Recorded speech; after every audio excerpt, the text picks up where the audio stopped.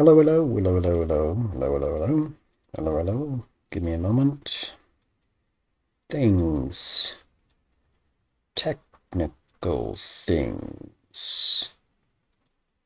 I haven't warmed up. Gotta be honest, I'm actually a little under the weather, but you know, if we just start up, play some Valorant, I don't mind. This is technically the second scheduled stream. Like I scheduled to stream today, and like yesterday, I'm meeting that schedule. It's not the second stream. I've been streaming for a month, but hopefully these tests that I've been doing for a month result in a smoother experience for those who might be watching. Nobody watches. I'm just practicing, really. So no, I haven't warmed up, and no, I'm not going to subject people to my warm-up. Nah.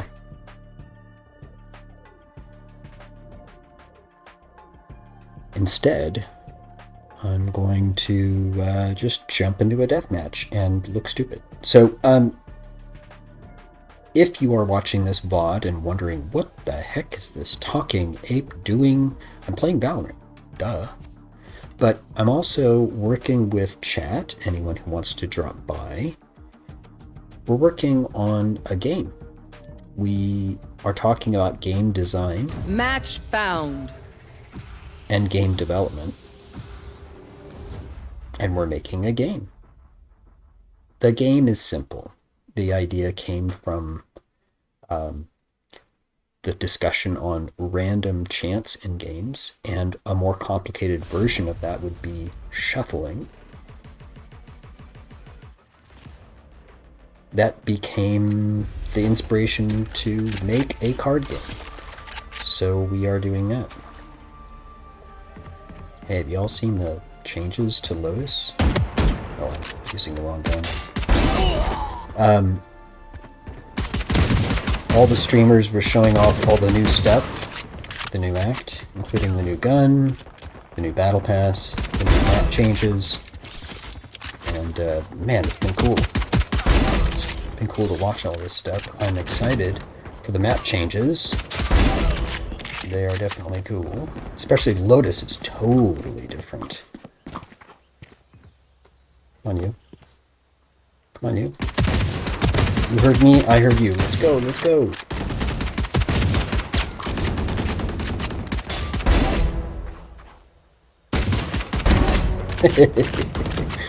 See, I'm never this good when the match actually starts. Only in one. Dope.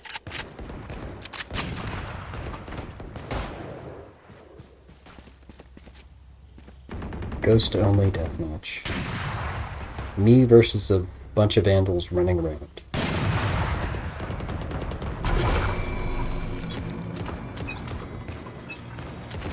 Make sure to follow my pack in. They'll lead us right to the enemy. What?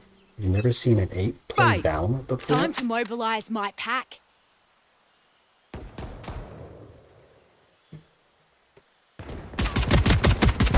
The idea is we're gonna just, you know, have an amuse-bouche or an appetizer with a deathmatch.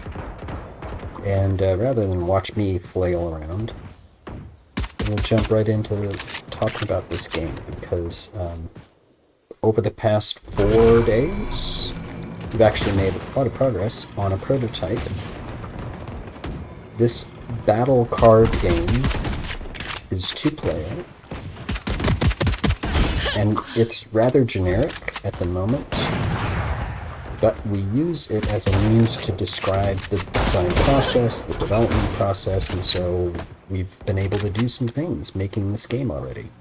Making some design decisions about the rules, and making some things about the game that are fun, like visual effects, and, well, we can show all that after this. Oh, we're just sitting there.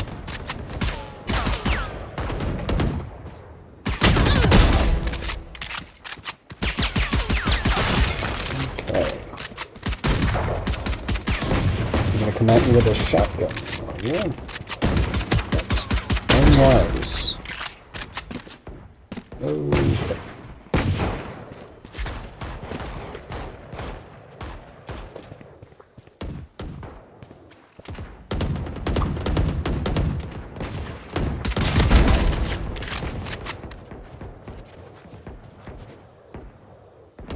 Card battle game is at a state that we're going to call a prototype, and another word for prototype is a test.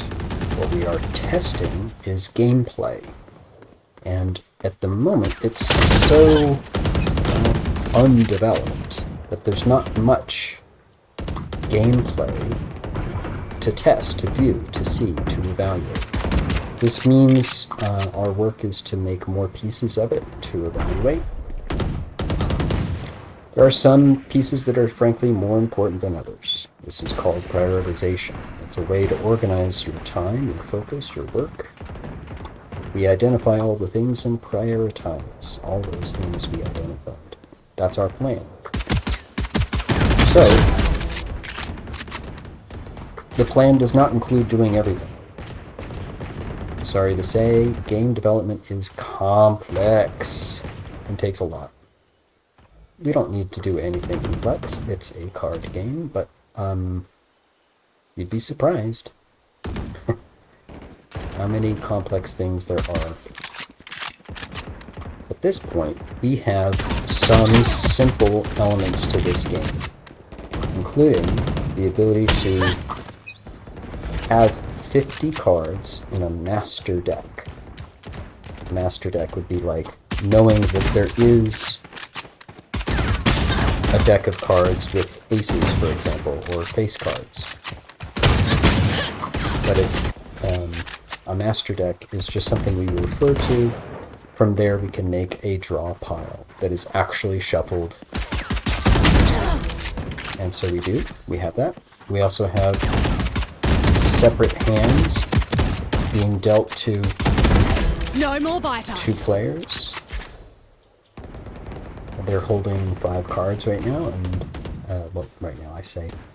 In our prototype, this is what happens when we press play.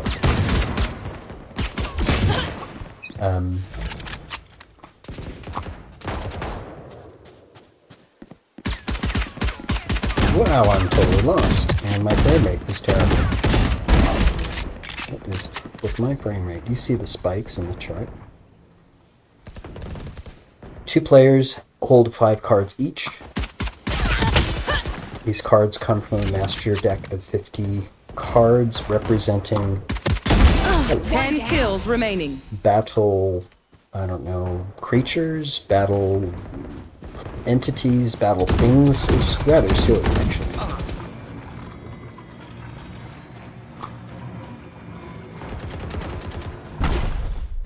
Names like Rocket Dragon and Cougar Gun. 50 cards, dealt to 2 players, 5 cards each, they hold in their hand and pick one. At the moment, this stage of development, it's not even a playable game yet. But we do have the ability to take 1 card from each player and have them go head to head. 5 kills 1v1. remaining. Ooh, this killjoy is good. I was beaten by the best.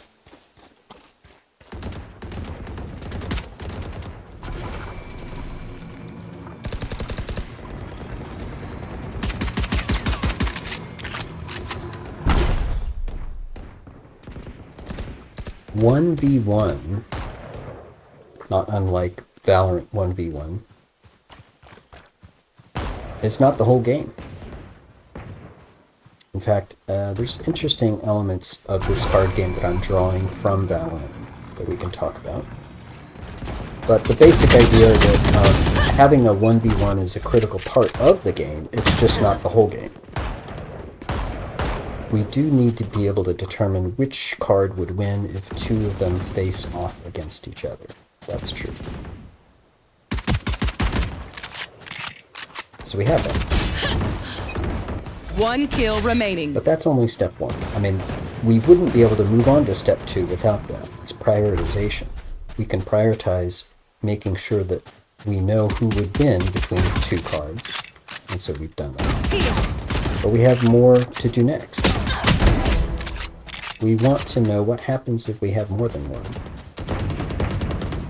What happens if we have more than one going up against more than one? And specifically, thinking about 3 versus 3.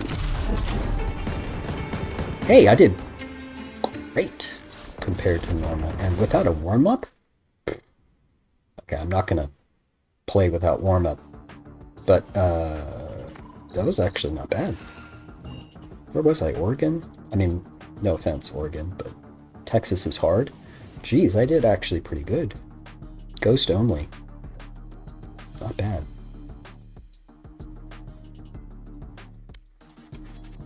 Valorant, an amuse-bouche, an appetizer. You know, if you know Valorant, if you're here to watch some great player play Valorant, no, you're watching an ape. Sorry.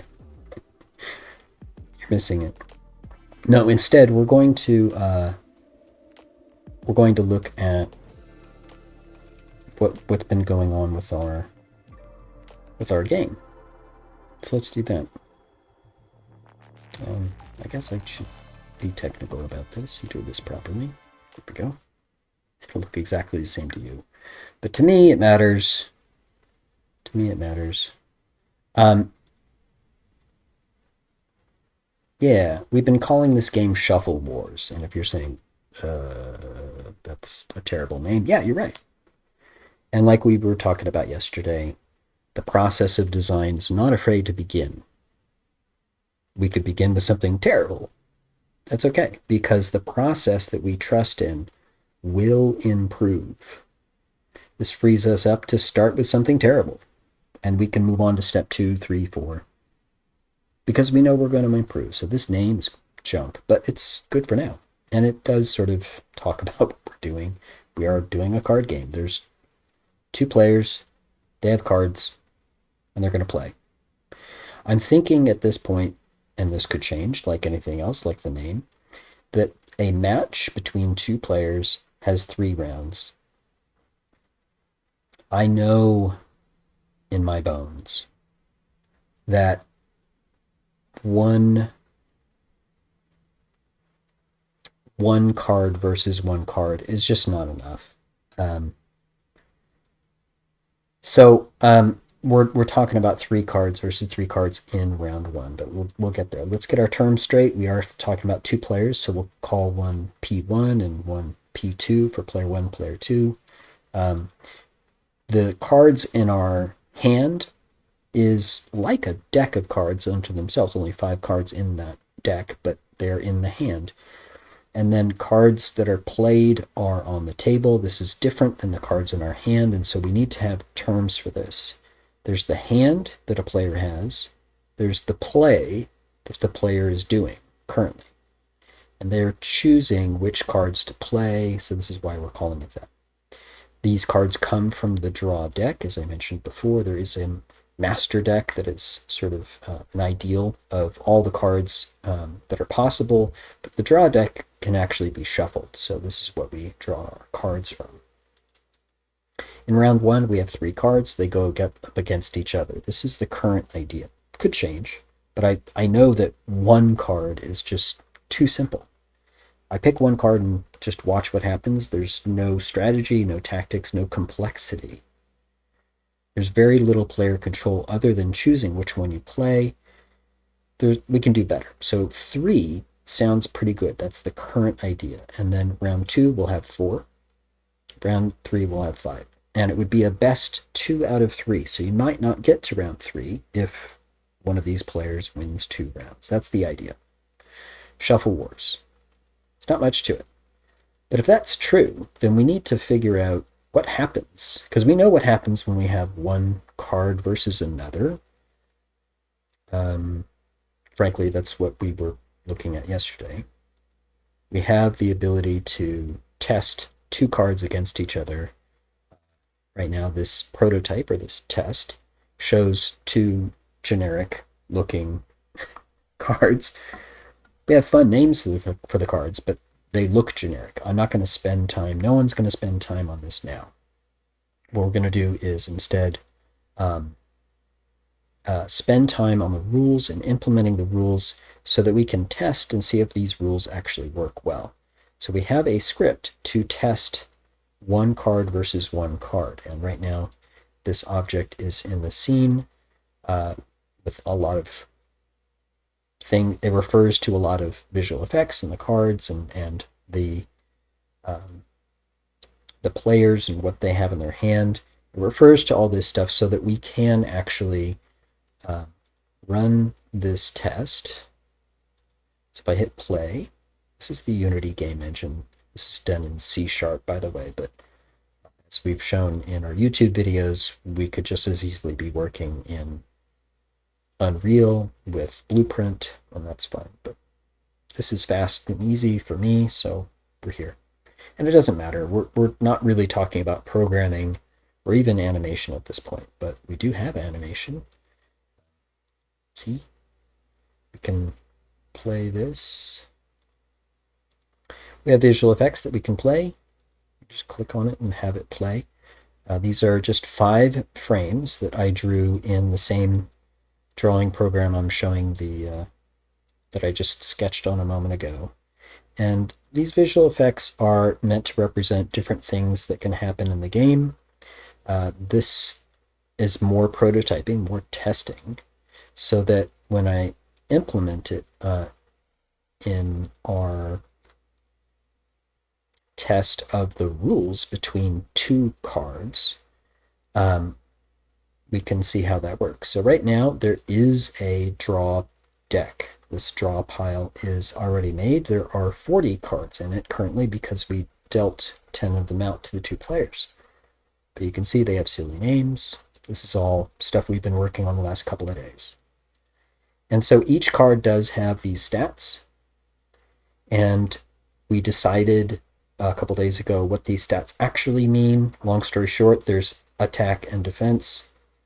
The speed determines who goes first, and then the attack and defense are used in turns, like player 1 attacking player 2 uses the power of player 1 versus the defense of player 2. The speed determines who goes first, and then it goes back and forth in turns. This differential between the power of one and the defense of the other determines how much health is reduced each attack. So it goes back and forth, and eventually one of these cards is going to lose. But at the end, when one card is about to lose, there's a chance, if they have a pretty good luck rating against the other card, that they could turn it around and get what is called a luck win. So we've been playing around with this idea about how 2 cards could battle it out. I think if we just say this is what? Zombie Bear, that sounds pretty good. We'll pick Zombie Bear for player 2. And I don't know. Immovable object, that's fine. We'll use that for player 1. And we can just click this button to see what happens when they go after each other. We see the names pop up, and then they fight against each other with our visual effects. A little bit of camera shake to make it exciting. Eventually, one of the cards wins. Boom. That was a good long battle. I liked that we can show off those effects. But this is run by a little test script. And I say little because it's only meant to do the making of a draw pile, shuffling it, dealing it out, and then handling the battle that we just saw between these 2 cards. So player 1 had the immovable object, player 2 had the zombie bear. Both have a health of 10. That's why that lasted so long. But it was a fairly conventional fight. There was no luck win. It was just a slog fest until one of the cards won. Great. It's fun. We have some visual effects to make it a little more exciting to look at, so you're not just looking at numbers here in this tool. Great. But no. As we mentioned, having 2 cards go against each other is far too simple. If you were holding 5 cards, if you were playing this game, and if you were being asked to pick a card to play, You pick one and you watch that, and that would be the end of it. I mean, that's not just a boring game. There's very little complexity for the player to choose from and decide on, especially when you're talking about a player versus player game. One of the benefits of it is that you are playing against a human who thinks and has creativity and does surprising stuff. Well, we need to take advantage of that with complexity in this game. So having two cards go against each other is just not enough. What we need is some extra, well, frankly, cards. If we have extra cards and we, like what we're going to do now, discuss what happens when there are multiple cards going after each other and what happens and how that plays out, well, then we could test that. And long story short, I actually already have started the script that would test multiple cards. I frankly copied a bunch of the code from this original test script that we just looked at. This is the one that ran one card versus another. And I just copied and pasted a bunch of the things that we already tested and we know that works, so we don't have to think about it. It's now copied into here so that, for example, I can just ask it to play the attack effects, and it would be great. I've just asked it to make the deck and deal the cards, so it's already there. So in essence, round one is ready to go. What we need is for our script to handle how the player chooses 3 cards from the 5 that they have. And I think the most important part of what we're deciding in terms of the rules of the game is what that means. Like, you have 3 cards and you're going to lay them down to play. How you lay them down, not just which cards, because that's relatively straightforward, but what position they're in and what that means when it goes up against 3 other cards. That's what we need to figure out. My thought for today, now that we're 20 minutes in, my thought for today was that we would actually figure this out as a paper prototype. In other words, we don't need to do code. We don't need to do animation and draw stuff. We can, or although I'm going to draw. This is animation. It's our animated frames that we've been playing with. We don't need to make it complicated. We could literally sketch this out on paper, or in this case, let's sketch this out here on this drawing program. We want to know, what is it like when you have 3 cards, and we know how 1 goes up against 1. What happens when 3 goes up against 3? In other words, let's build on what we have and decide the kind of complexity that this player needs to think about. Right? Knowing that they're playing against another human, or at least that's the simulation. What do they decide about which cards they play and how they are placed? In other words, let's consider it from the player perspective. If you are a player and you're going to lay down these 3 cards, and you know that the other player is going to lay down 3 cards as well, I like putting something down and then deciding if it could be better or what works well about it. I just have an intuition that this might work well, so it's my best guess at this point. And so we are, in fact, following the design process. Let's move forward, shall we?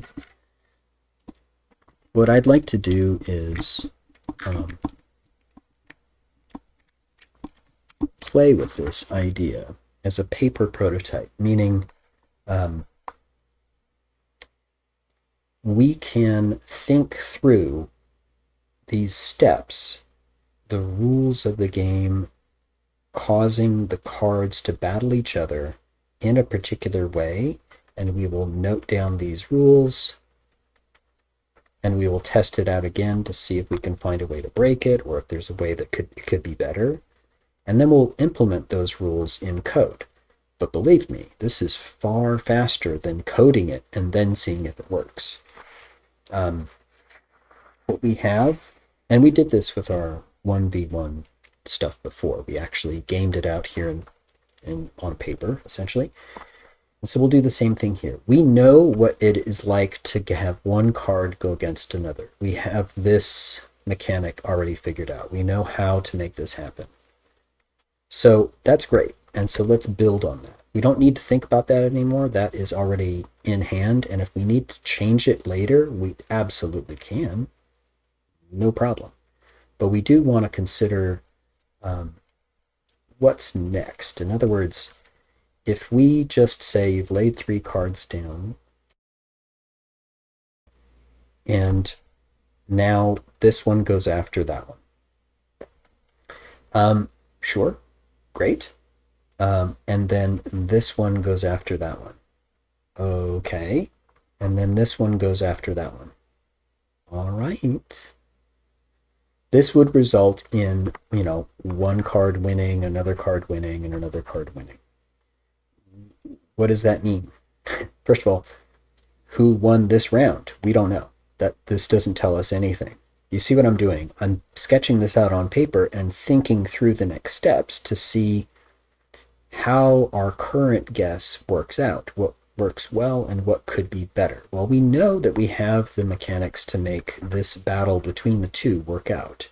We know that we can determine a winner, so that's working well.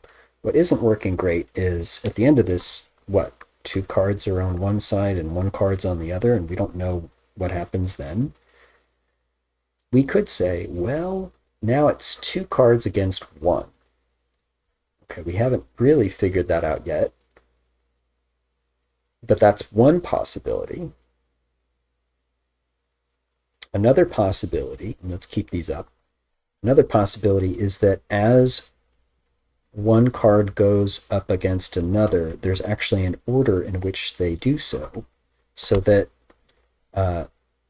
one card goes up against another first as a 1v1, just like what we've already seen.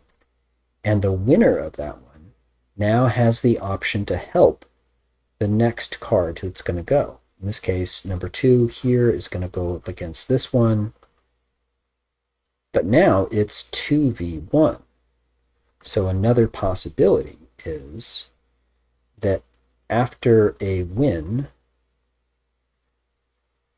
I guess I'm just drawing these out, and this is visual notes. After a win, it goes and helps the other card. What does that look like, and what are the details of that? Not sure yet, and I'm okay with not knowing exactly what the details are yet.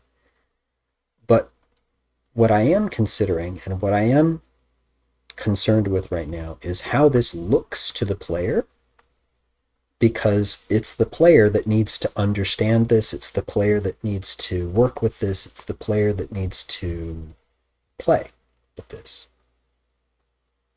In other words, this is extremely straightforward and easy for the player to understand, 1 card versus 1 card, but it's far too simple. That's what I'm thinking about from the player perspective.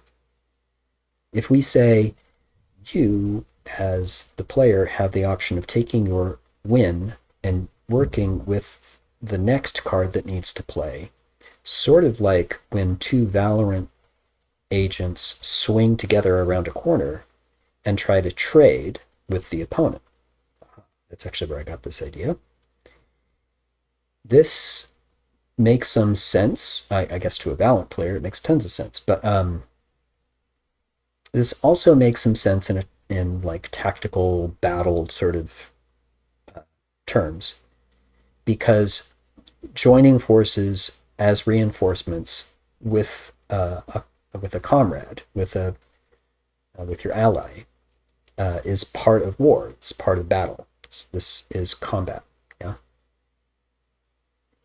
This is slightly different than taking the winner of the 3 individual 1v1s and putting it together. It's slightly different in the sense that the order has to be considered. In other words, this battle is now completely different because it's 2v1, whereas before this was a 1v1 battle. In other words, the outcome could be completely different because while this card won because it was 1v1 against this card that was rather weak or whatever, well, in this scenario, it's 2 cards, and perhaps just joining the battle, even though it might be weakened from being in battle, and even though it won, it's like got less health or something. Just joining the battle turns the tide and changes the outcome so that now this card wins. It's totally possible. So these are slightly different, and these details will matter. What we're playing with is the rule. The rule here would be, this is a series of 1v1s, and that results in winners that then go, I guess, 1v2, perhaps, you know? We don't know yet, but that's how this rule is working. This says trade. I'm just going to use a term that we can understand from Valorant. This says join with your enemy and trade, right? So this is a slightly different rule to how this might work out. We're paper prototyping. That's what we're doing. What are some other ways this could work? This is where I would love to have chat around. We could describe this in simpler terms. If we were in a physical space with a whiteboard, we would actually draw because it's easier to communicate these ideas with pictures. But keep in mind that we're trying to look at it from the perspective of the player. Like literally, I'm going to lay these cards down, and that means a certain thing to lay it down in this position. Note, I could take the card that I put here and instead decide to put it here. What is the difference? That's part of what we're trying to consider here. For example, if it is indeed, by the way, this has no order. This does not need to be in a particular order. This is ordered.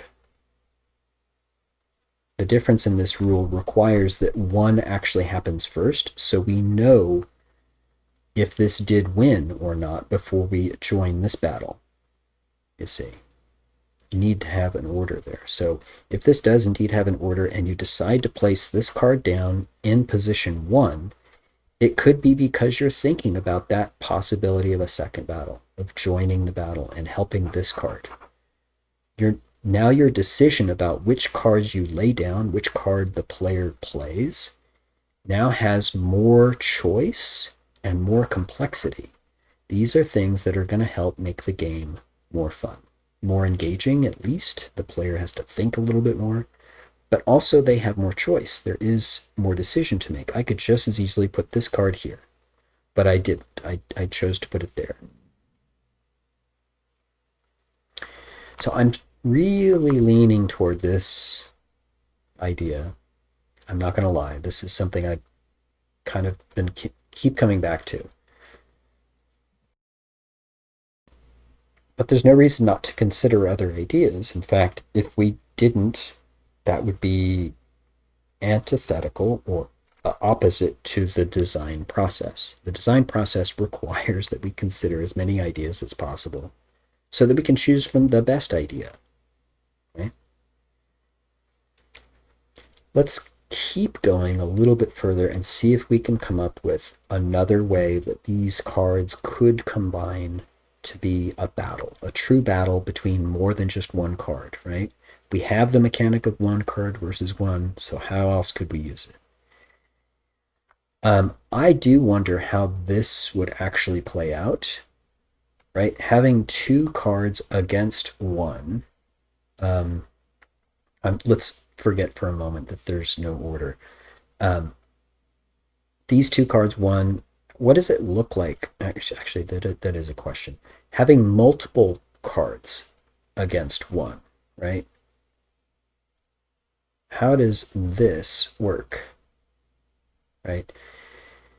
If we consider the structure that we've been playing with, there's 3 rounds. In the first round, you play 3 cards, and so it's 3v3. In the second round, it's 4 cards, and it's 4v4. If that's true, there's a potential to have 3v1, right?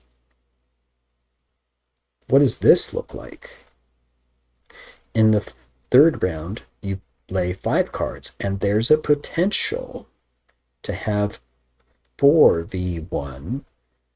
There's also potential to have, what, 3v2, and that kind of thing, right?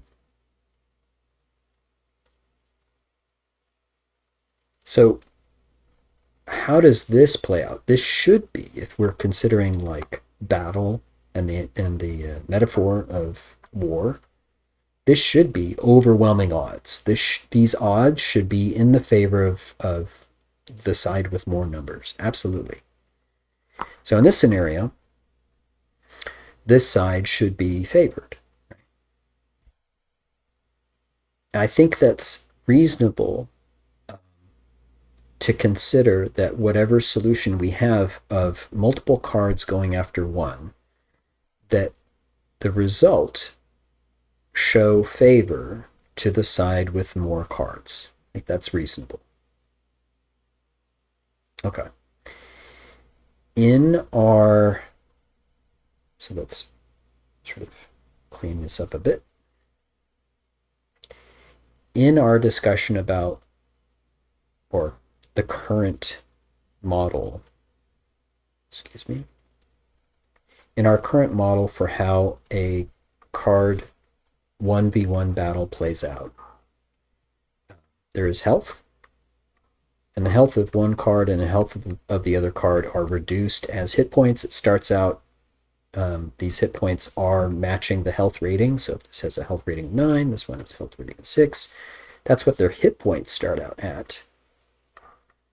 But as they get hit, 1, 2, 3, 4, 5, 1, 2, 3, 4, 5, 6, it's counted until this health was reduced to 0, basically, right? See where I'm going with that? If that's true, this one was defeated, and this one won the skirmish between two cards, the 1v1. This one is victorious. It only has, however, 4 hit points left. And I want to consider the idea that that is now applied to any subsequent skirmish in this battle between 3v3. In other words, this may have happened, and now what? Right? So let's think about that. If that's true, let's say this one starts out with 7 hit points, this one starts out with 5, this one starts out with 5 hit points, this one starts out with 8. Okay, so these go head to head, and boom, this one is defeated. Okay, so after that skirmish, this one no longer has 7 hit points, this one now has 3. I'm just throwing these numbers out to sort of thought experiment this problem. Now these two are going to go after each other if we are indeed working on this idea of an ordered battle. So these, the lane here between these two cards, this drawing program in my tablet are fighting. So this lane is now active, and these two cards are going to go after each other. But now that this card is here, it has the ability to jump over and help, I guess. It's a way of thinking about it. It's adding an interesting complication we'll have to talk about in a second. But now that we're here, now it is indeed 2 cards going up against 1. And part of the hit point issue that I just wanted to briefly talk about is this now has 3, this has 5, this has 8. There are hits that could be scored on either card. This one is more likely to be defeated because it just has less hit points. But because this one has help, it might be victorious. It might still be reduced in hit points. Let's say it goes down to 2. But this is a card that's defeated as well because it's 2 against 1. That's kind of the thought that would make sense in terms of the analogy of a battle. This is what would make sense to a player laying down cards and trying to figure out how this might play. I put down a card with 7 health, and I put down a card with 5 health in these positions because I'm hoping this one can help that one defeat whatever's on the other side. So in terms of hit points, that's how I'm thinking this might play out. it could be that this card had no chance going up against this one, but for the help of this card that basically sacrificed to win the battle or the skirmish. So in terms of hit points, that's what I'm thinking, and it seems to make some sense. If that's health, and we've sort of decided that's our best guess right now, and until we have a better idea, that's what we're going to go with. All right, so we have some other things to consider. We already know what luck does. In terms of 1v1 attacks and defense, a death blow can be reversed with luck. So that's already figured out as well. So we can put a check mark on that. That's done. The health, we're just going to call done for now until we find a better idea. Power and defense are likewise already figured out, just like luck is, because it's the power of one and the defense of another when attacks are launched that determine how much health is reduced. So actually, this is already figured out as well. I'm going to lean on this because we have played with 1v1, and it looks decent until we decide something better. This is what we're going to go with. So I want to focus on speed. Speed is the only thing that in this list we haven't really decided on yet, and I'm thinking in terms of 2 cards versus 1, this will matter. In this situation, we started with 8 hit points here. We started with 5 hit points here. We started with a leftover of 3 hit points here. Not knowing the power or the defense or the luck, for that matter, of these cards, I'm just going to pretend that all things being equal, if this one just attacked here, this one would be dead almost immediately. Okay? All things being equal, this one attacking here might at least reduce the health a little bit. If this also attacked, this might reduce it a little bit more, right? So the question of speed actually helps us determine the issue, because if I have a speed of, say, 4, and these cards have another speed, let's say a speed of 5 and a speed of 7, well, this one actually does come and knock down some of the health early because it's got a higher speed rating. In our 1v1 battles, speed determines who goes first. Between 2 cards, speed determines who goes first. Well, why don't we simply try between more than 2 cards, speed also determines who goes first.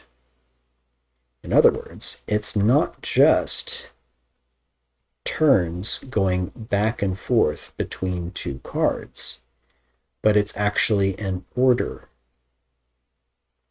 Kind of like the problem we had to deal with shuffling, where there are cards that need to be that get their turn before the next one, even if there's more than 2. Our current test really just assumes 2. And so there is no mechanism to do anything more than that. We would have to build one. But if we do build one, we could account for the idea that there might even be 5 cards to go through. That among 5 cards, there's a speed rating that we can look to see who goes first. If there are ties, as with all things we've been doing so far, there is a coin flip that can just determine among the 2 which one wins. In fact, that does sort of raise a new issue. We can't do a coin flip anymore. A coin flip gives you heads or tails. So this one or this one. But what if we have 5? Coin flip does nothing. So we actually need a random number at times if all of these had the same speed rating, right? We would need to know who won. In fact, it would be a random shuffle at that point. If all of them had the same speed rating, we would actually need to do a random shuffle to get this order. Okay, so this speed consideration is nothing more than an extension of what we've already been doing. Speed rating says who goes first. But now, gaming this out and paper prototyping, we've realized we need to do more than just have turns back and forth. We need to have an order. We need to have a series, and each of these slots refers to a card that is currently in a skirmish. In this case, it would just be 3 cards in a skirmish, but we would be able to say, well, this one's going to go first, this one's going to go second, and this one's going to go third. And that matters because, as we just talked about, that could mean the difference between this one being defeated or not. Okay, so I mean, things are staying simple, which I do think is leading us in a good direction. This coin flip idea, I think we need to revisit. Doesn't look like we can use a coin flip for much more than, well, we shouldn't assume coin flip works, is what we should do. We should assume we need an order in most cases. But, okay, so if that's true, it could be that we could game out what this looks like for more than 1 card, for 3, for 4 even, right? If I place down 4 cards and my opponent is placing down 4 cards, I think we know what this means, especially if I want to suggest that the order actually matters. If I say you have 3 cards and I have 3 cards, and they all rush at each other at the same time, I think the best we could do is that situation that we talked about earlier. The best we could do is this, right? We could determine the 1v1s and decide who won those individual skirmishes, and then we're left over with 3, but we don't necessarily know what to do with that yet. I'm suggesting, I'm going to suggest that this is actually a problem, that we need an order, that we need to know that this one is definitely going to go first, this one is definitely going to go second, this one's definitely going to go third. That's why I've been positioning them like this.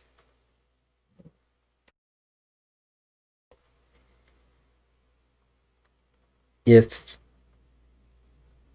you see this layout on the table, and you note that there is a card that is farther forward, if I tell you this one's going to go first, it makes sense. If you see this card opposite you further forward, you have the intuition, you will be given the suggestion that this is also going to go first, that these are going to be going head to head, that this is the lead of, well, what is technically known in battle as an echelon. This is actually mirroring how melee fights actually happen in battle, but this is called an echelon. So I'm going to suggest that we do need an order. I'm going to say that this makes some sense. 1, 2, 3, 4 is decent for me, and if we went to 5, likewise, we can place it like this pattern. I literally picked this pattern because of that echelon ancient battle formation. I have a strong suspicion that it's going to be helpful, so that's why I'm going with it for now, till we find something better. That's the design process. And if this is cool, right, if this is true, then we actually know what this means to the player. They understand this will be played first and could help its neighbor as they go forward in battle, yeah? All right.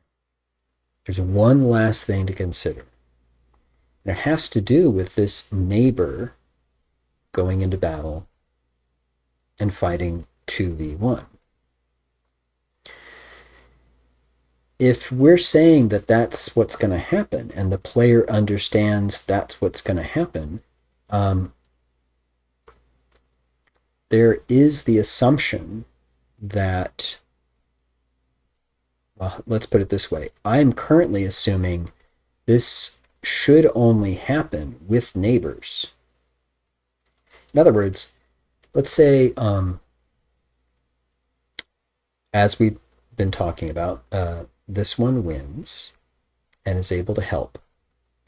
So now these go after each other and this one loses. Okay.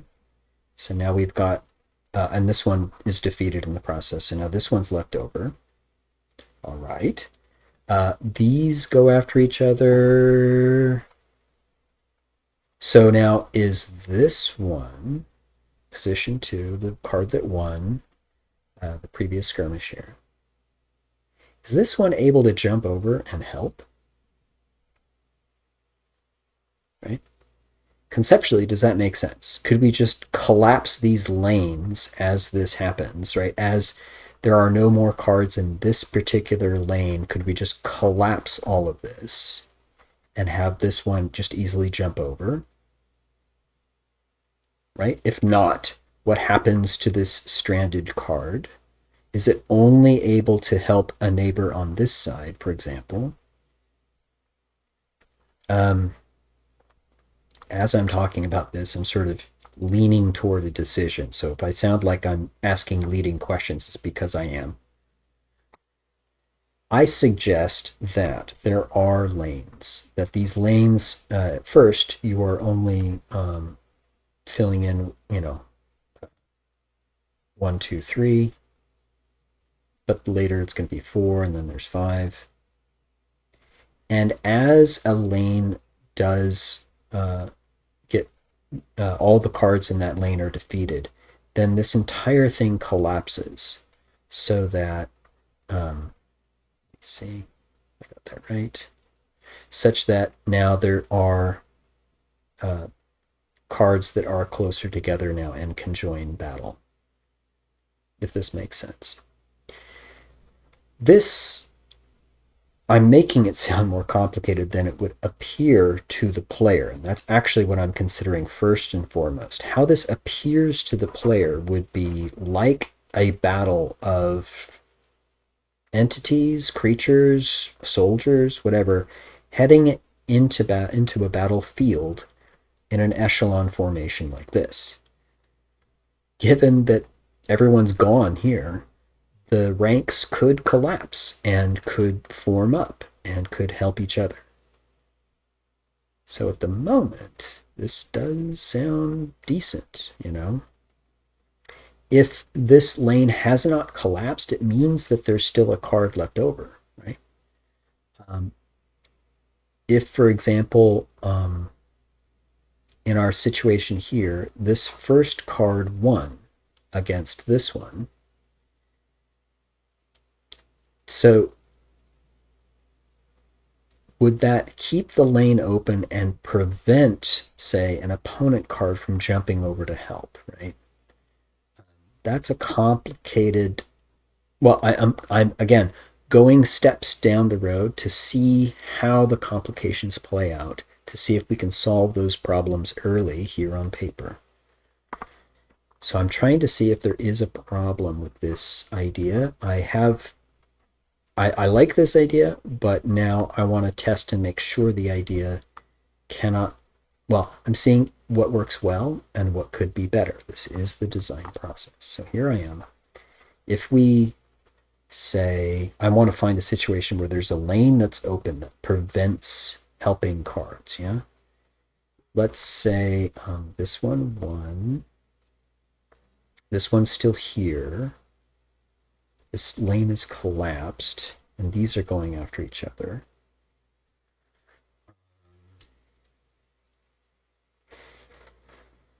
Let's say this one wins. Okay, and this one is lost. So this lane is still open. We could just arbitrarily say in the skirmish between these two, this one is lost, this one is still alive.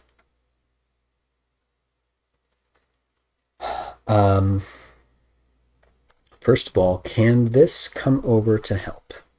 Right? The middle lane has collapsed, but this second lane has not, because there's still a card here.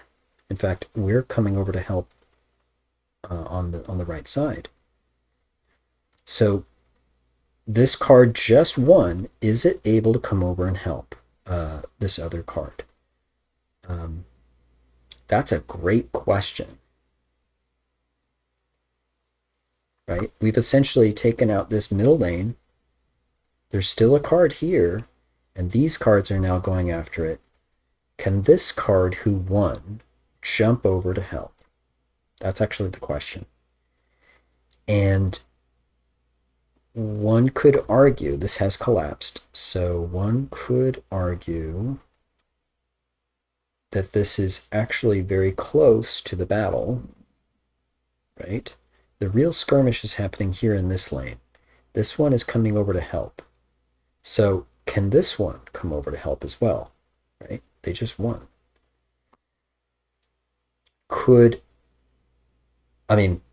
There's also the possibility these need to skirmish now. Oof. You see how we just went into an even deeper level of complexity, right? This rule about jumping over to help is one thing. What about a rule to jump over and prevent another one from helping? Ooh. Interesting.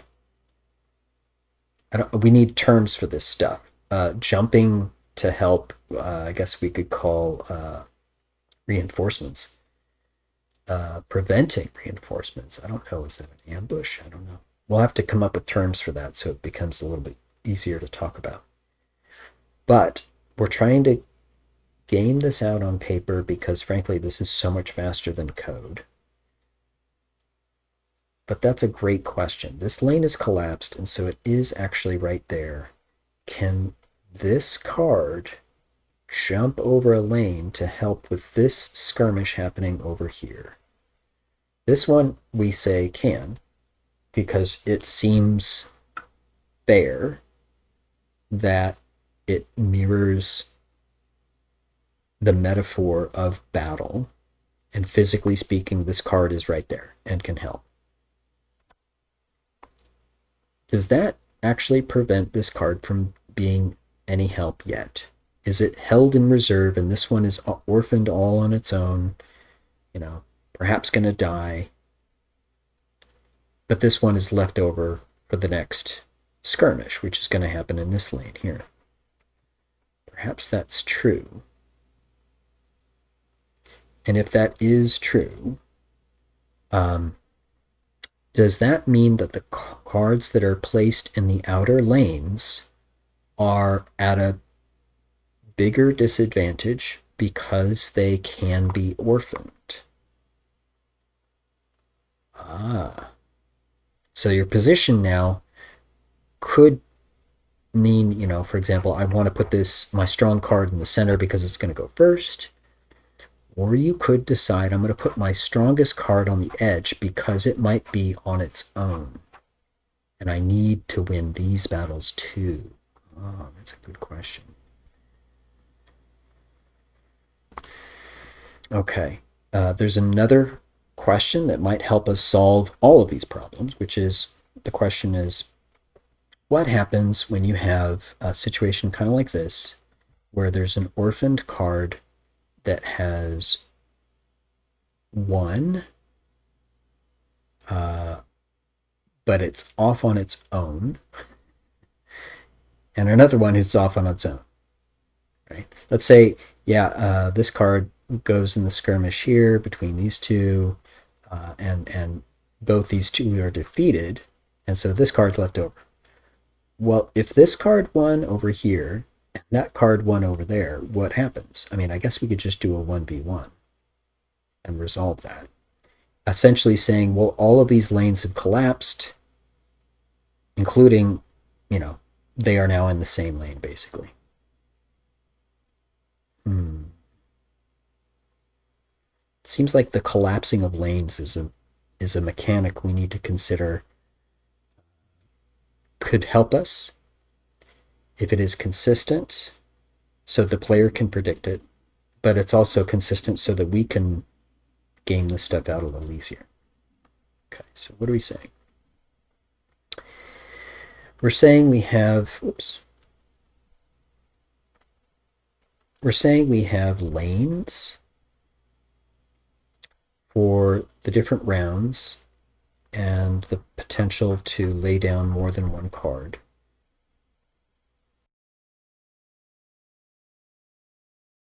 We're saying that the lanes refer to the position forward that each card can play. So 1, 2, 3, etc.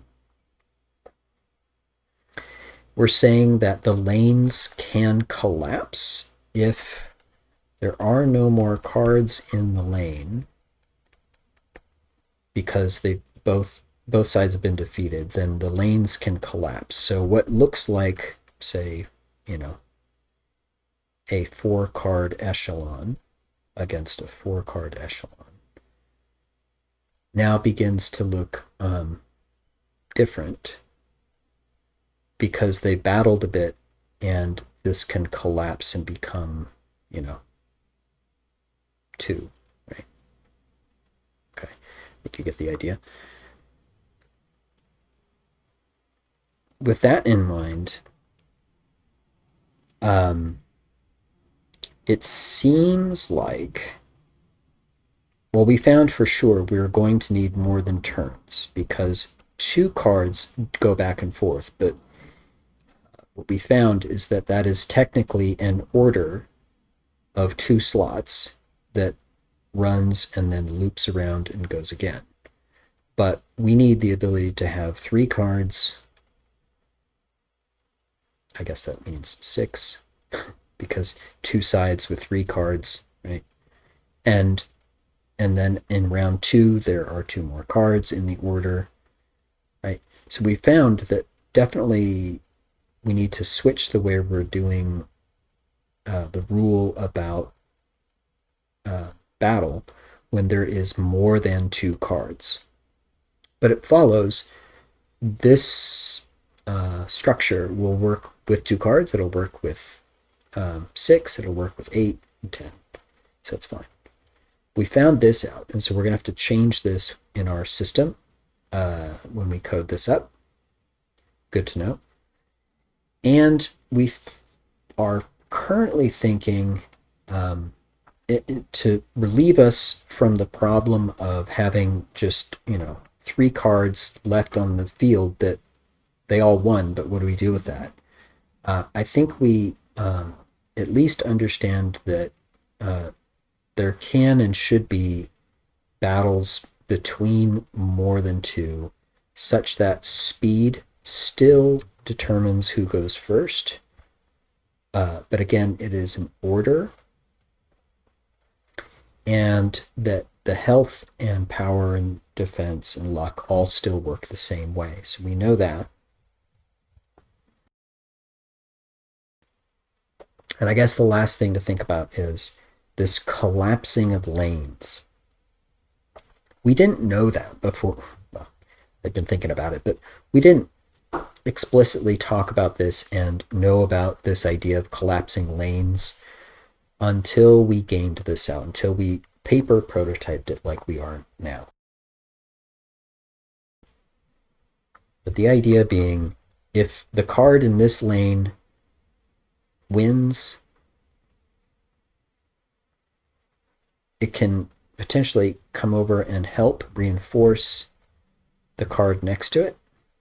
And we know that it's not going to come over here because it's actually this one that goes next. So the order is important. We know that. So we know we need lanes with an order. We know we need a sequence, not turns. We are still going to use speed as determining that sequence. We know that we are going to reinforce. Do you spell reinforce with ease? Let's say help. This card will help the next. Yeah? And that will, we also need to collapse lanes. What that collapsing will look like, I think it's fair to say we need to like actually visually put these cards closer together, closer to the center as your cards go after the opponent cards. So as long as the lane is clear, we will collapse it. As long as a card is still alive and can help its neighbor, let's say neighbor, let's make sure we actually note that as a detail about this rule. We know that we need to change the way we do our turns, so it's not just 2, but any number of cards in a particular order, still working off speed. And we know that the lanes have an order, so that it will be positioned like this in a way that helps the player understand which ones will go first. And I think that's progress. What we've been doing is paper prototyping. Prototyping meaning testing, meaning we took a best guess at what might work, but then we took steps to think through what the results might be so that we could evaluate those results and look for things that work well. Sure, like I like this helping your neighbors is cool. And what could be better? The idea that we had just simple turns before wasn't working when you have more than one. And so realizing we needed to change that for the better by having a sequence of cards still based on speed, but a sequence of n number or any number of cards. That's something that we needed to change because it needed to be better. This testing on paper, this paper prototyping, helps us to think through complicated problems because literally I can draw this out and it no longer has to be held in my head. I'm now looking at it on paper. Right? It's a way to look at what you've got to see how it can be improved. In other words, design. So, while it doesn't sound like it, this is development. We are developing the card game that we're currently calling Shuffle Wars, although please, for the love of God, help us come up with a better name. We're coming up with rules of the game that seem to work in basic ways, the most atomic or smallest divisible way of making card battle work. In other words, we did one card versus one card. And we got those to work. Looks pretty cool. Now, today, we've figured out how we could do more than one card. And that definitely exploded the complexity of how the system must work to implement these rules. But the advantage of doing that is that this is more complexity for the player to consider. This gets them more engaged to play it. This also gives them more complexity to work with when they have control over how their cards that they lay down will work. So, I will work with these latest ideas to code that up and implement them in our test here. As I mentioned, I did already start a script that could do that, but I mean, all I've done is put down the things that I know we're going to use, the stuff we've already tested in the other script, and the rest we're going to have to do. Where I have this cursor right now is where I'm going to start writing code that would implement round 1, 2, and 3, where the players will lay down 3 cards and 4 cards, and if the score is still tied, 5 cards. We will work with those rules that we just did, and we'll test it out further. So, with that, let's play some more VALORANT. I think that's fair to say, yeah. I mean, it's fun to talk about game design. You know I'm having fun when the avatar starts bouncing around a heck of a lot, and this is definitely where the avatar starts bouncing around a heck of a lot. So, a little Valorant. As I mentioned, this is like actually a scheduled stream. Saturdays would be for game development. Fridays are for game design. And what's the difference? I mean, weren't we talking about design? Yeah.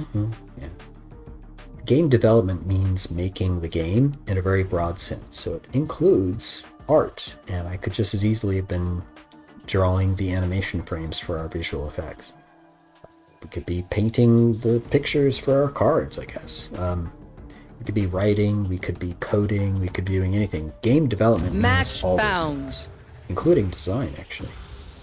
But I reserve Fridays to talk specifically about design, because it's probably the subject that people know the least about, but they think they know about it, which is a problem. So,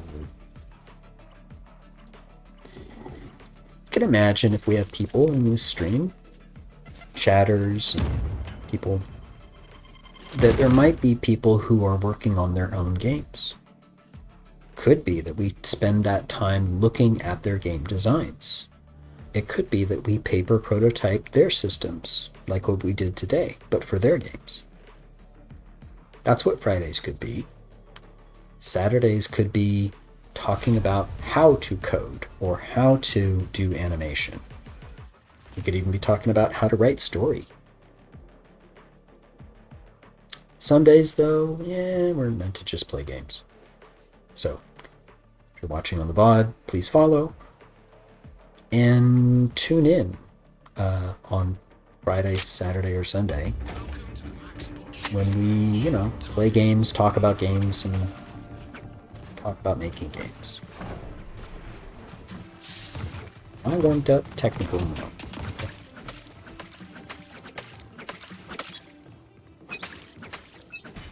Fight!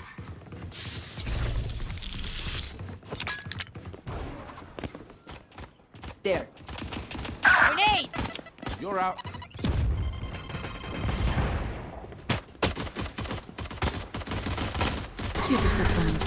Target down. Careful. Reloading. Reloading. Careful here. Get out of here. Oh, she said careful, and I still just walked into it. One down. Dead. Charge your ults. Headshot. Oh, need to put my cursor at headshot. Boy, it's not easy going between two different activities. Satchel out. New stage in 10. Go get him. Grenade! Flash. Stage 2.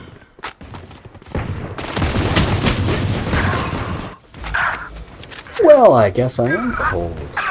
3 deaths already? Okay, let's try to get less than 10. Try. Not ready yet. We'll try. Away with you. Flash. Your fault. 5, 3. Not your best. Reload. Pathetic.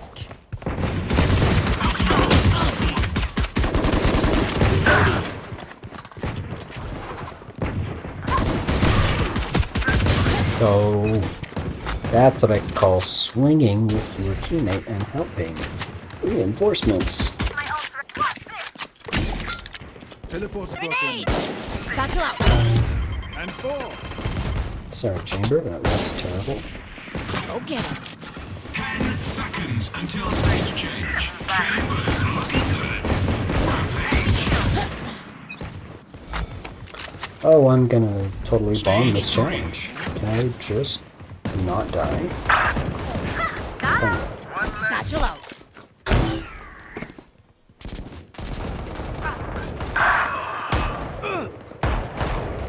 Three souls. no. That alt fire screws me up. I forget that I can't just spray. Joke's over! You're Careful dead! here. Satchel Okay, out. I'm not doing well.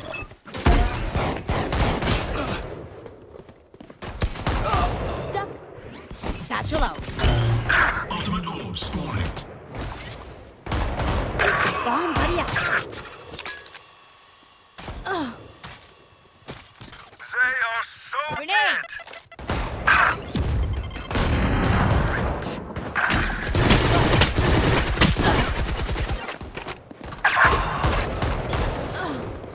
Not taking high percentage fights. I tend to just be shooting at random. 10 seconds until stage change. Satchel out. Oops. Yikes. Final stage.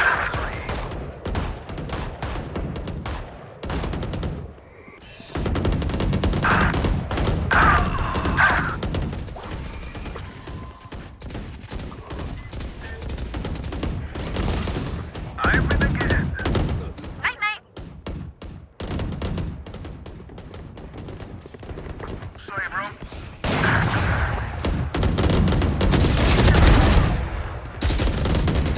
Rain is down. It was a little risky for me to go forward. I'm at 7 deaths. Ultimate's ready. I'm not doing well. Come on, let's go! I could play more conservative and perhaps get out of this alive. Perhaps. Maybe. Maybe. No chance. No guarantees. Grenade. Bomb buddy out. Put down. Charge your ults.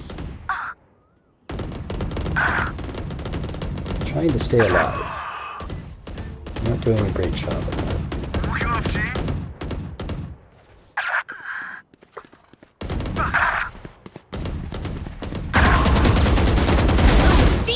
Clean. Not ready yet. So clean. Reload. 15 kills to 100% clean. Is Jack gonna come back? I know she is.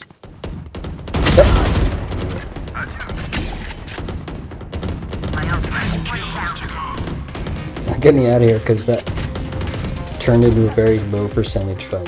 Satchel out.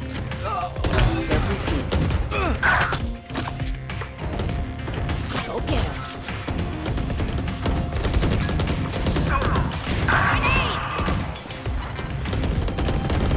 Five kills left. I'm gonna live.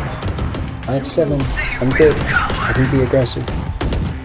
Watch this, master operator.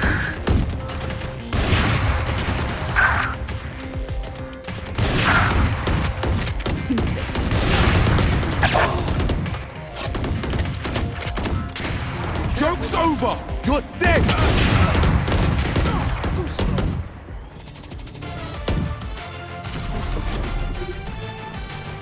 I mean, not good. I beat the challenge. The challenge is less than 10 deaths. It's a very low bar. So I did it. Gosh, that's terrible.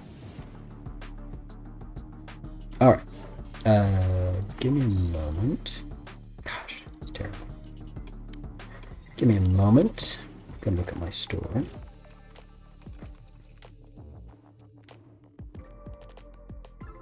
Or better yet, let's hang out in the jungle for a second.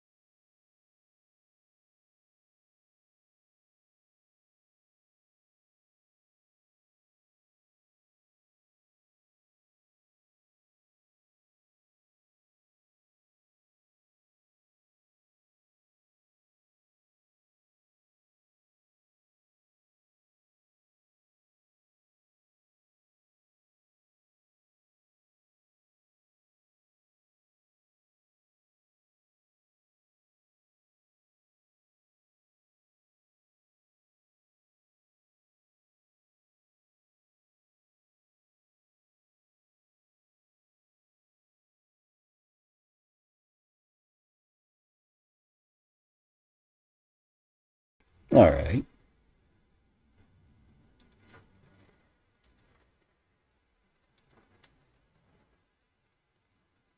I wonder when we're gonna get a new agent. Oh, hold on.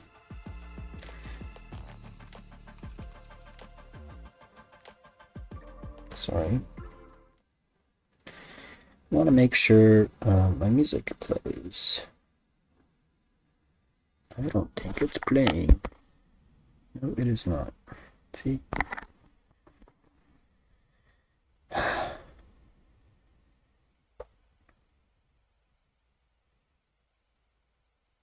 Yeah, I should have known too, because I just got it to work so that I can hear the music and I don't need to like rely on looking at the feed. So I get to hear the music too. That's fun for me.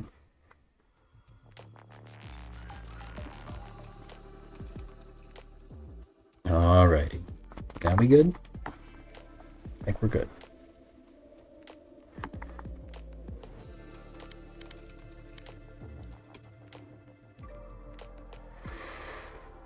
I don't think I need any of that. Let's go on. We're gonna do some more team deathmatch where I try not to die. Less than 10 deaths. I can do that. I can do that.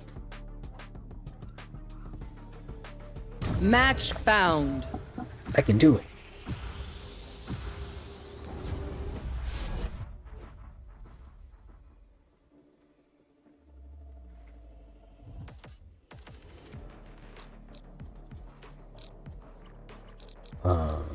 I'll fight anybody. I'll fight everybody.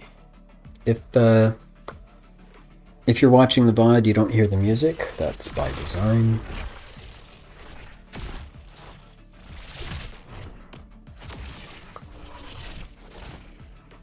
You're also not hearing jungle sounds. But if you're listening on the stream, you do hear these things. And in fact, if you're here when we stream, you could request your own music that you find on YouTube. We have that ability to make that happen.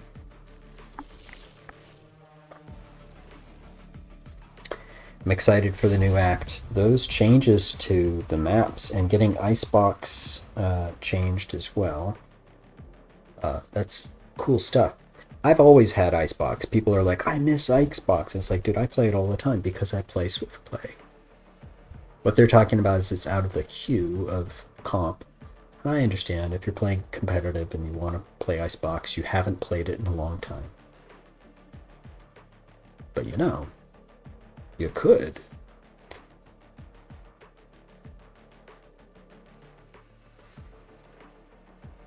I'm excited for those changes. It's cool stuff. Especially Lotus, it's very different.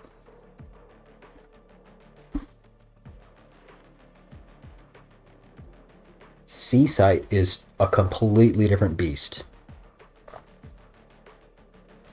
than Lotus. The whole map, really. It's very different.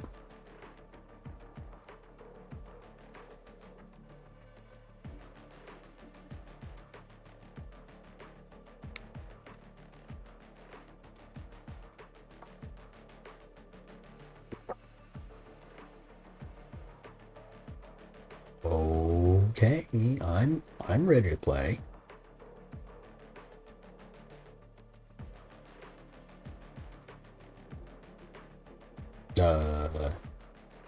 Anytime now.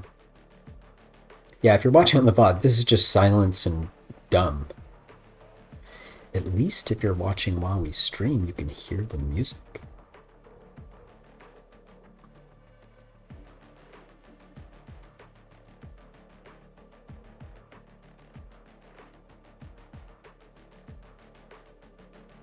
Wow, this takes forever. What is going on?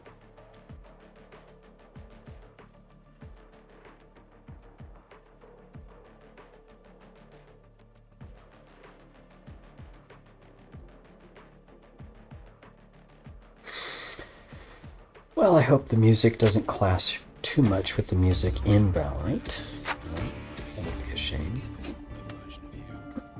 Luckily, most of the time it's just gun sounds, so not too bad. Here. Let the bullets fly. Back soon.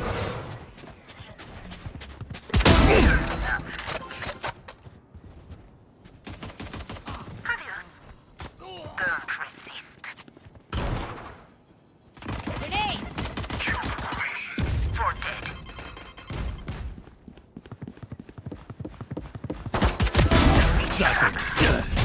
Raiders on a rampage. 2 good kills and the high percentage plays to get the heck out of here. Yep. You bet. Ultimate orb spawning.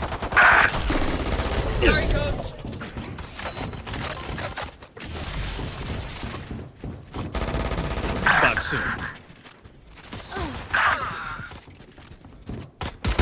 Dead. Cutting their See, vision. putting your cursor at head height actually works. Get him, wingman. Why can't I do that consistently? New stage in 10.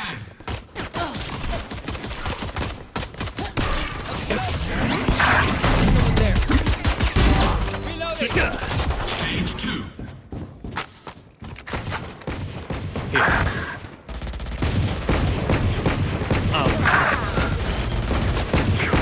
Be safe.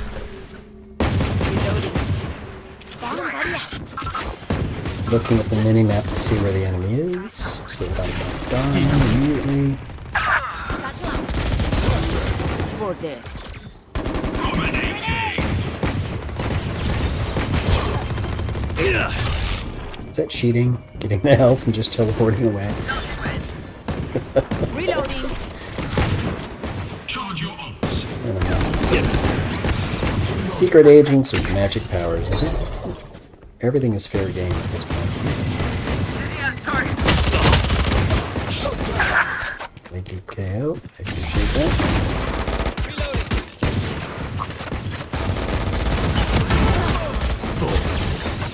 That's not ready. Cutting through. New stage in 10. Go get him, buddy. Oh! The Avengers. That was okay. I thought that might be a high percentage play. I was looking at the mini-map to make sure no one was there, but of course I was on the We need to other side of them.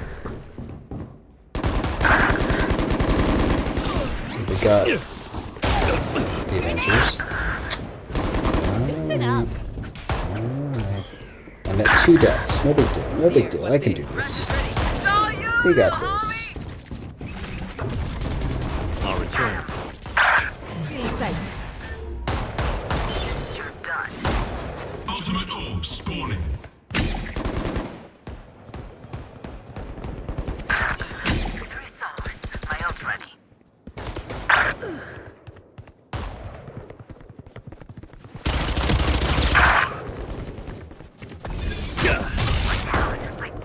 That's not ready. There. Yep. When the challenge is not to die, you do things like this. So let's do this. Decoy. Final stage. Sorry, coach.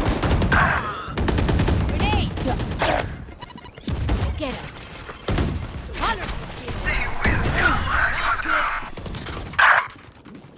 Attract some attention with my clone. Nothing. Wingman's down. Well, it's a gamble. Satchel out. That's not ready. Oh! Hi, you're still here? What's up?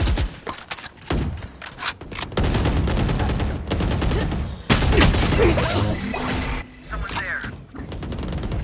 See ya. 3 deaths, no big deal.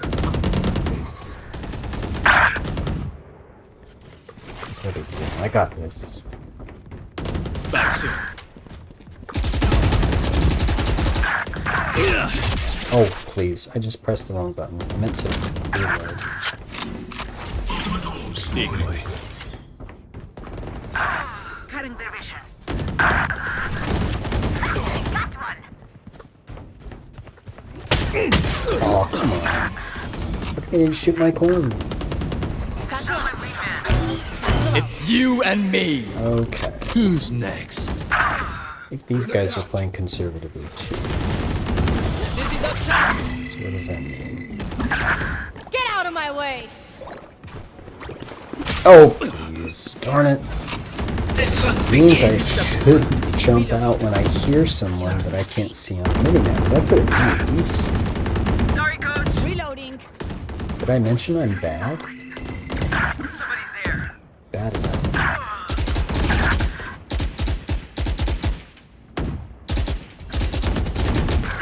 Saw you. Oh, damn it. Sorry, That's dude. not ready. Sorry, man. I did not mean to do that. No chance. Lucky I got out of there. Get him, wingman. 10 kills remaining. Time to Alright. jump. Could be a little more aggressive, I guess. Risky. My portal broke. Oh, no. That would have been death. That's not ready. Charge your ults. Cutting through.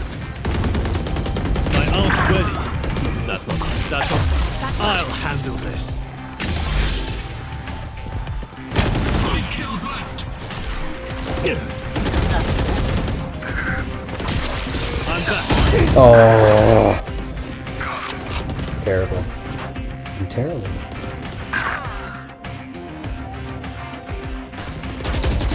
Ugh. Get out of there, get out of there, get out of there, get out of there! Okay. I think I did it. I mean, less than 10 deaths is a low bar, but I think I did it. Yay me.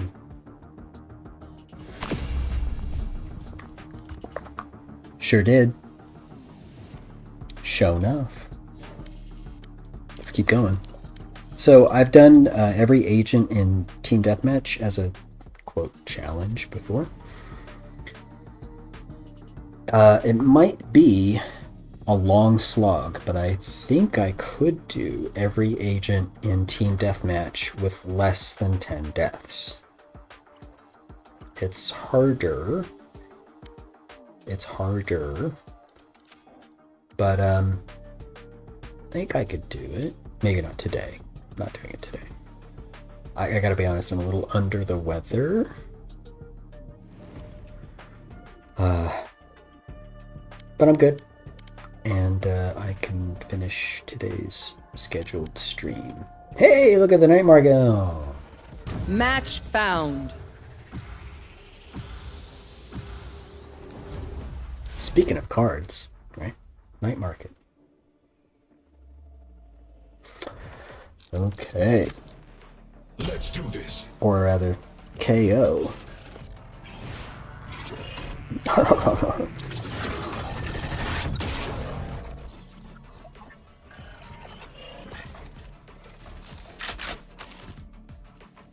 Boy, I like being able to hear the music while I do this.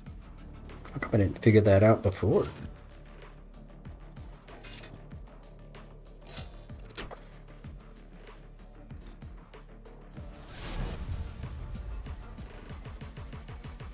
I know I'm shouting into the void now. There's no one watching the stream. A, that's fine. I'm okay with that. B, I do expect the potential for more people to be on stream in the future. That's fine. If it happens or not, it's fine. And C, I do this work anyway. Like literally over my vacation, I felt the need to make games, as I do around this time of year anyway. And so this is not a... It's only like one further step to like stream while I'm doing this work. So if at the same time other people are interested in this, that's great, and would like to participate, that's great. I think it's also a public service to say, like, what design is and what it is not. I think it's a strong, good thing to do, because, how do I say this? I know there are people who go into game design for school or as a job, thinking they know what it is, and then being surprised that that is wrong. That they have it wrong, and that they have a lot to learn, or they're not interested in it, or it's not their cup of tea. So I think it's a strong public service to actually have this stream and channel available to demonstrate what game design really is, what game development is, in all their aspects. While we're doing a card game now, we could do more fun stuff later. That's for sure. You made me. I never know what to pick. So I'll just stick. There. Fight.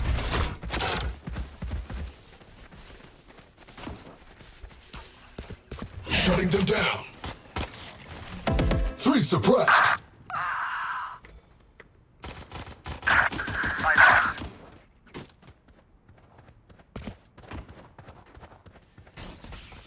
Gone. Yikes. Dude, what is going Feeling on? safe. They're just hanging out. They are not coming after us. Flash. Ultimate orb spring. Grenade out.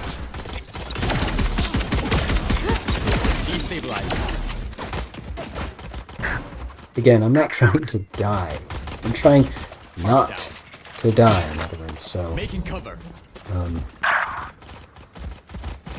me being a coward is part of the game right now. Revealing. There they are. 10 seconds until stage change. Left deploy. Night night. Stage 2. Okay, don't die. I have 2 deaths already. Oops.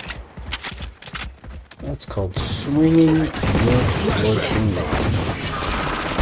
Hostile KIA. Reloading. Grenade. Catch this. Pathetic.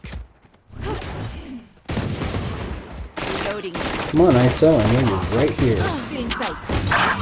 Right here. Flash. Oops, I just flashed my teammate. I'm sorry.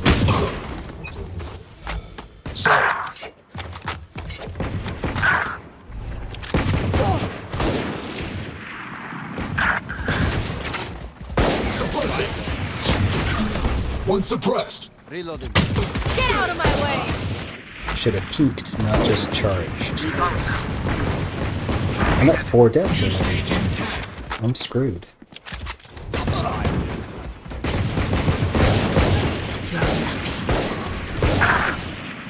Stage 3. Throwing charge.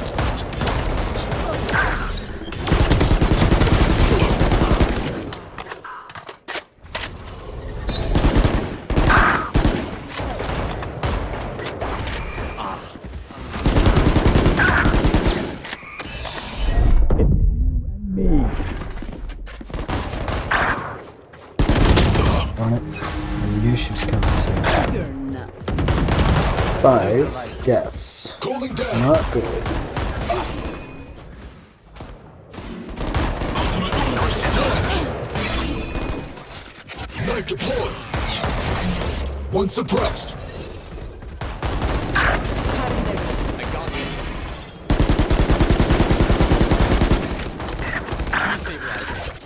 Flashbang. Blocking sight. Oops. They are. I need to reload. Throwing charge. New stage intact. Reloading.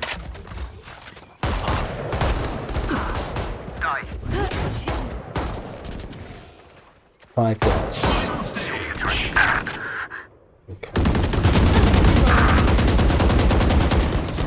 Blocking sight. Parasite.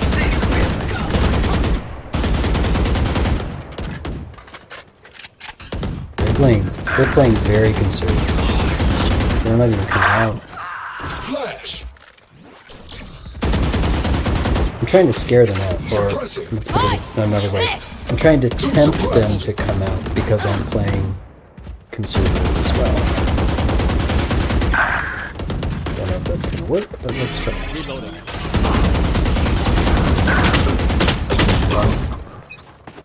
I almost got it. On target.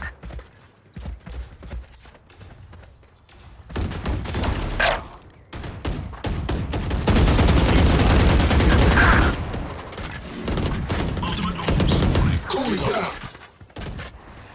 Making cover. I'm trying not to flash my teammates. Fortunately,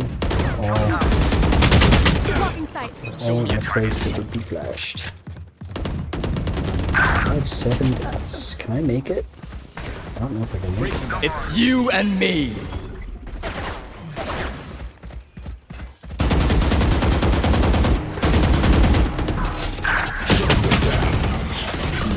One suppressed.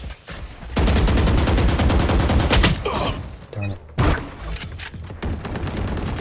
Get out of my way. You're done. Flagman. Blocking sight. Reloading. Flashbang. Breaking them. My ult is ready. Hey, traffic jam.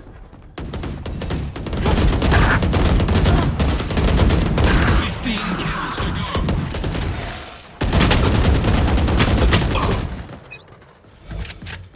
Thunder. Okay, I have no more deaths. I don't know if I'm gonna make it. We have to try. Flash. 10 kills to go.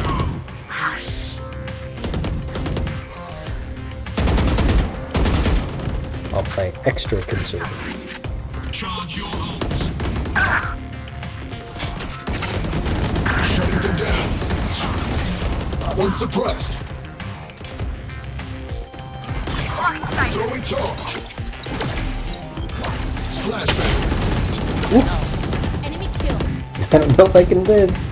I just need to live.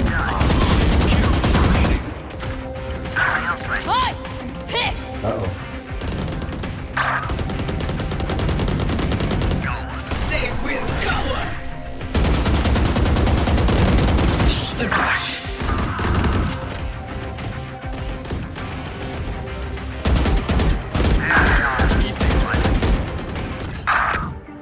Oh, we lost.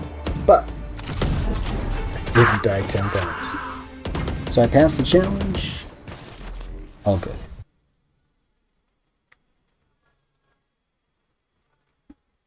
All good.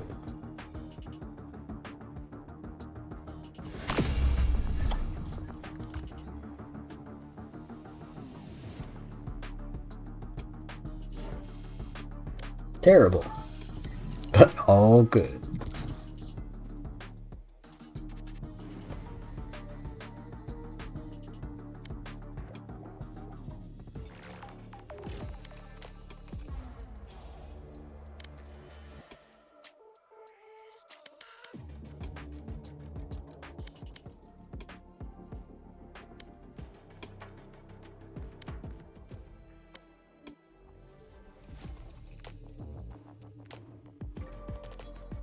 Nah.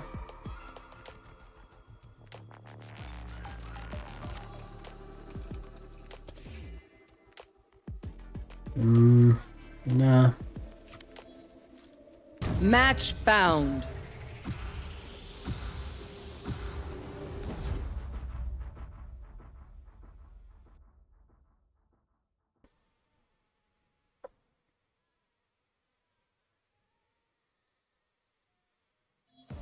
Alright.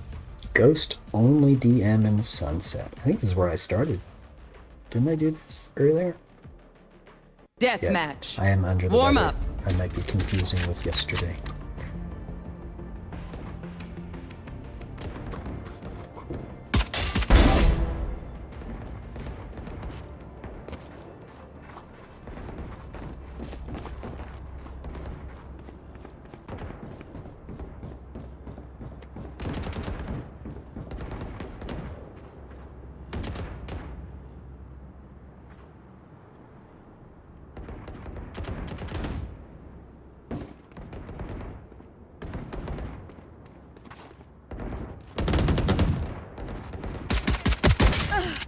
Whoa, that was fast. I disintegrated.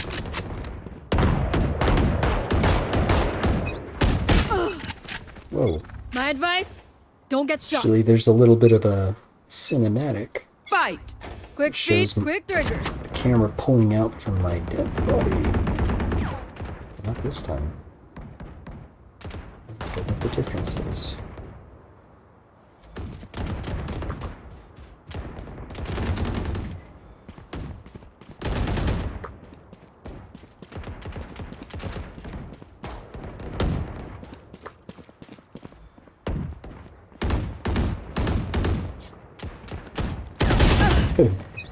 Like, where is everyone? Bang! Done.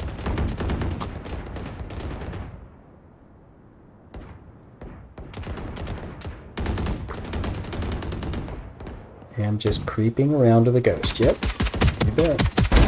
What? Again, trying not to die.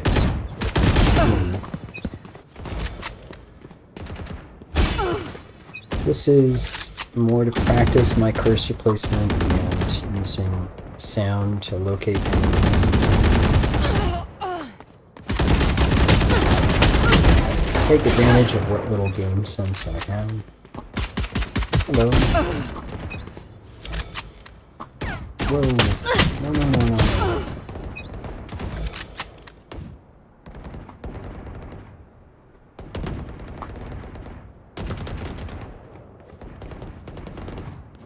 Dominating.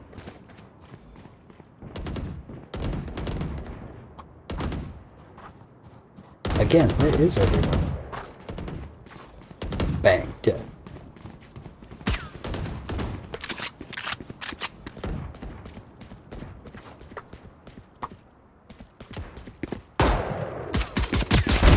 Sky's falling.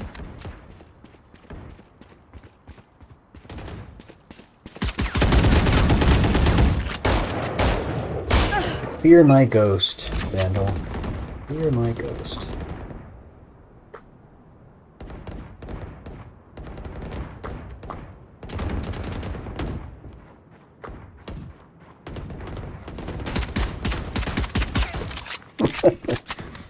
Somebody else is running around ghost only.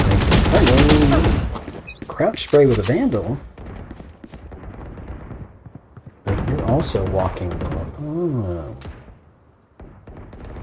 See, the problem with using the Vandal when you're trying to be quiet, Vandal's not quiet.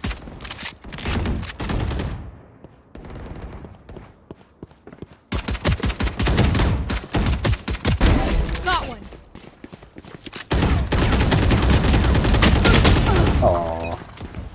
See, I saw where the cursor was, and I saw where their head was, and I'm like, they aren't in the same place. And then I died. I guess I do need to reach that step first, so it's progress.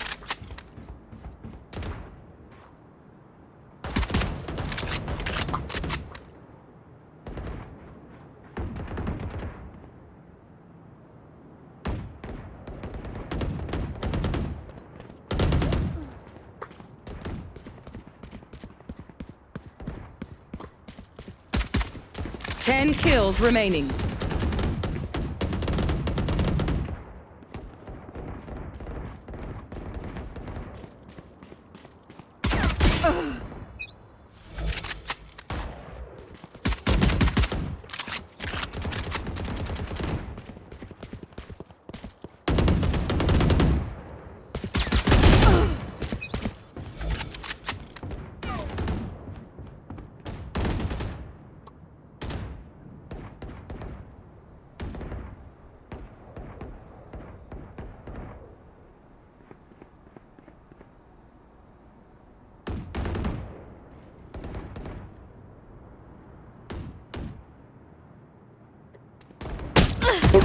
Hello.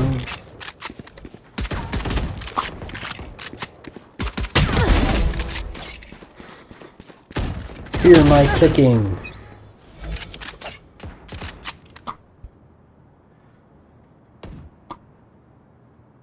Everyone is walking and sneaking.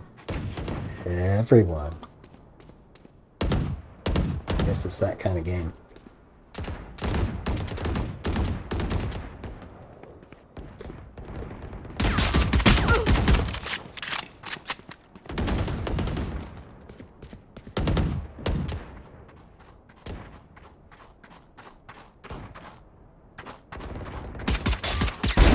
Sky's falling. 5 kills remaining. Isn't trying to do that to you, but since you walked into my crosshair.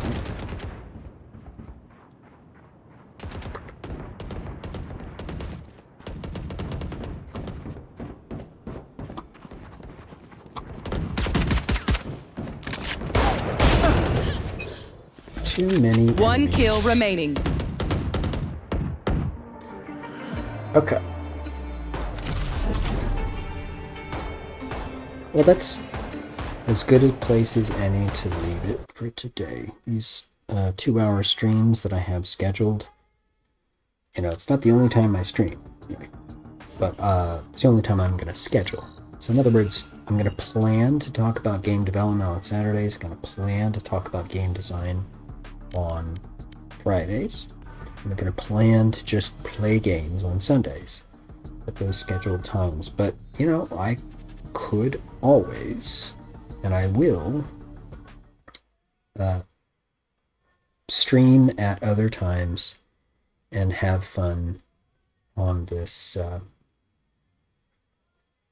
Twitch channel. So follow if you aren't already following.